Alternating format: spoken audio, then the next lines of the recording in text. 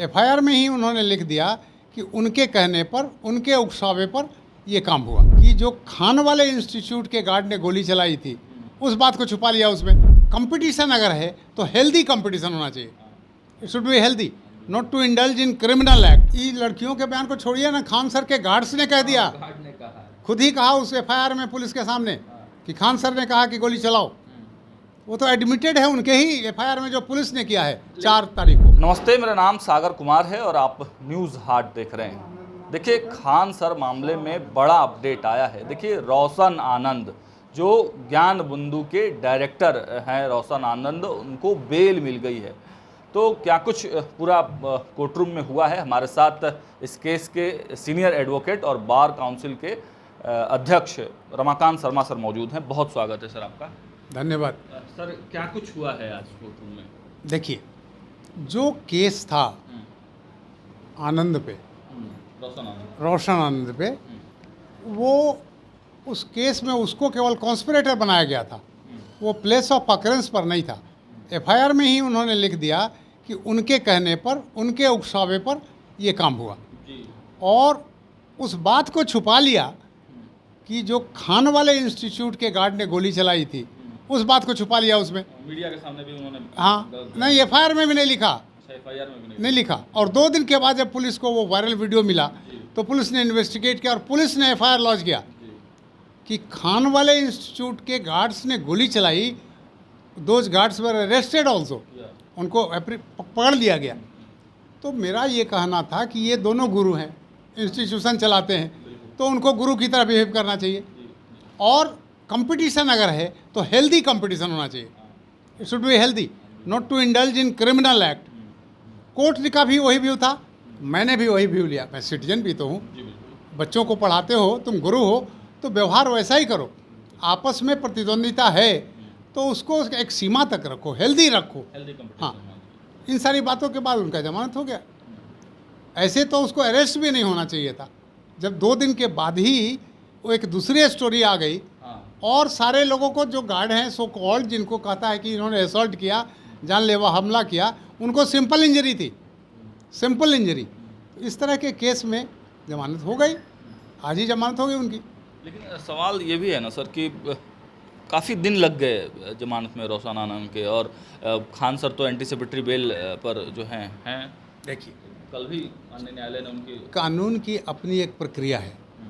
जो आदमी कस्टडी में चला गया उसको तो पहले चीफ जुडिशियल मजिस्ट्रेट के यहाँ बेल मांगना होगा।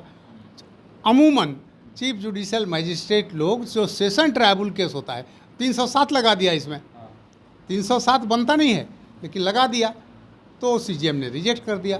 तो फिर प्रक्रिया होगी, फिर डिस्ट्रिक्ट जज के यहाँ गया। डिस्ट्रिक्ट जज के यहाँ एक दिन जब बहस हुआ तो इन्फॉर्मेंट के वकील ने टाइम ले लिया बीमारी के नाम पे, बीच में शनिवार इतवार हो गया, तो इस तरह से समय कंज्यूम कर गया। आज मैंने बहस किया, आज उनको वेल ग्रांट हो गया। टेक्निकल पक्ष क्या, टेक्निकलिटी के आधार पर जो है इतना दिन लग गया बेल में? बिल्कुल प्रोसीजरल, जो प्रोसीजर है कि पहले सीजीएम के यहाँ जाओ, आप फिर डिस्ट्रिक्ट जज के यहाँ जाओ, अगर वहाँ नहीं होता तो फिर हाई कोर्ट आइए, तो समय तो लग जाएगा। अगर वहाँ नहीं होता, हाई कोर्ट आते, तो 1-2 महीना और लग जाता।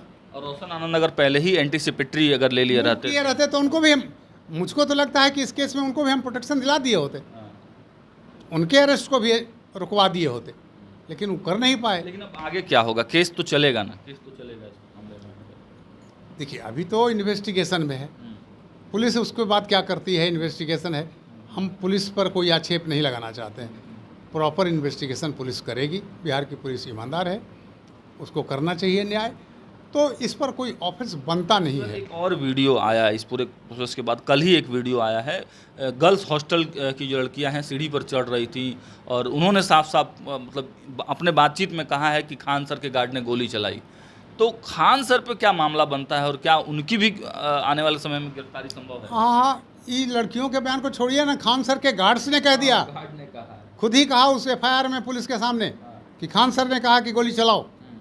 वो तो एडमिटेड है उनके ही एफआईआर में जो पुलिस ने किया है 4 तारीख को। लेकिन कुछ वकीलों से जब बातचीत मेरी हुई तो उन्होंने कहा कि देखिए, पुलिस को दिया गया बयान मान्य नहीं होता है, न्यायालय में क्या गवाही होती है, क्या बयान होता है, वो मान्य होगा।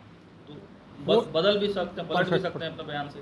देखिए हमेशा रिसाइल कर सकता है, अपने पुराने स्टेटमेंट से बदल सकता है, लेकिन तो एविडेंस आ गया, उनका गन सीज हो गया, उसे फायरिंग हुई, उसका प्रमाण हो जाएगा ना, साइंटिफिक टेस्ट होगा उसका तो।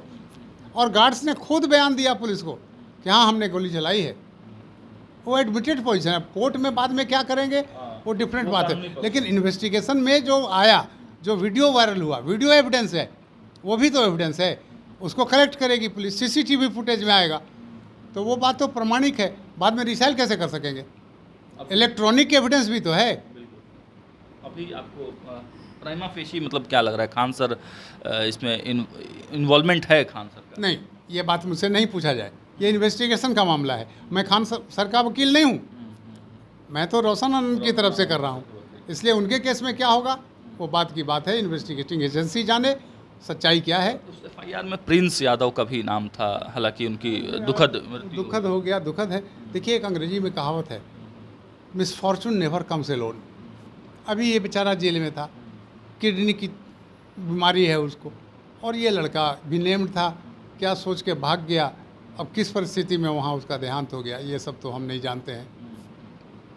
लेकिन एफआईआर कमजोर होगा कहीं ना कहीं, जब कमजोर है, कमजोर पहले से ये हाँ एफआईआर कमजोर है, पर्टिकुलरली एफआईआर के एलिगेशन से भी कमजोर है, और जो दूसरा एफआईआर पुलिस ने किया उसके बाद तो ये घटना ही झूठी लग रही है कि ये सेल्फ डिफेंस में इन्होंने कर दिया, गोली खुद चलवाई। अरे प्रोटेस्ट हुआ, ठीक है, लड़कों ने प्रोटेस्ट किया, प्रोटेस्ट करना अधिकार है, कोई ऐसी घटना तो हुई नहीं, लड़कों ने पत्थरबाजी तो की नहीं, लड़कों ने गोली तो चलाई नहीं, किसी लिथल वेपन से किसी को असॉल्ट तो नहीं किया। अरे कोई प्रोटेस्ट होता है कहीं तो 10-20 आदमी रहेगा तो धक्का धुक्की होगा, कुछ थोड़ा सा हो जाएगा, तो वो 307 तो नहीं बनता है। मतलब रोशन आनंद के लिए आने वाले समय में बहुत ज़्यादा परेशानी, कोई परेशानी नहीं होने वाली है, नहीं नहीं। चलिए, तो रमाकांत शर्मा सर ने बड़ी क्लियर और स्पष्ट शब्दों में बता दिया है कि आने वाले समय में भी बहुत मतलब एफआईआर ही जब कमज़ोर और जो मुख्य अभियुक्त का नाम था प्रिंस यादव, जब वही अब इस दुनिया में नहीं है, दुखद उनकी मृत्यु हुई है।